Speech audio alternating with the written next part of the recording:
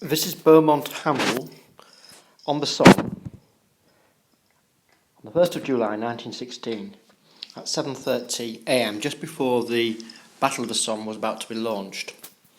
You can see from what remains of this battlefield the lines of each side. So if I just take a pen and sketch in, these are the British trenches,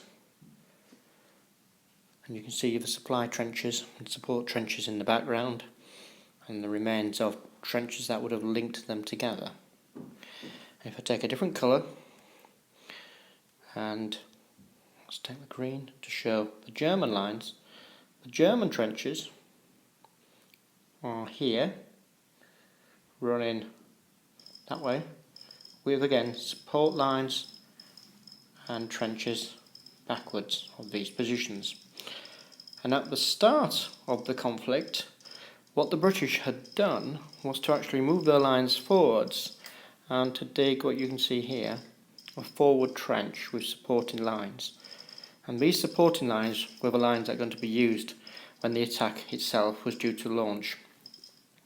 During the days preceding the battle, the British and Allied forces had combined to reinforce these positions through this route at the back. You can just see, if I write on there now, you can see this road. This was a sunken road, and troops were brought up to the front in readiness for the big push.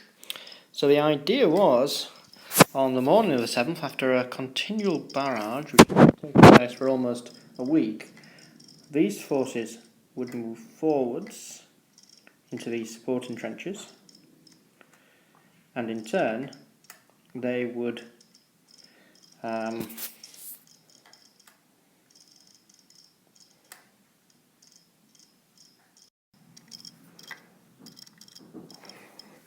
idea is they would actually move into these trenches and would then be brought gradually to the front before actually launching the attack at 7:30 on what they assumed were completely undefended trenches, because they assumed by now that what was happening down here, we can see the German lines, that the Germans had been decimated and nothing would have survived.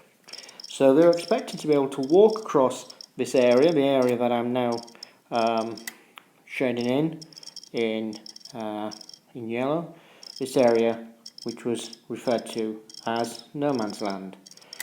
And in fact, it may be apocryphal, but there are stories of officers and sergeants telling their men to actually walk across slow enough to kick a football, because they were so certain the German lines had been smashed and they would be facing no resistance. So that was the intention and plan for day one of the Battle of the Somme. And in the next slide, we'll show what actually happened.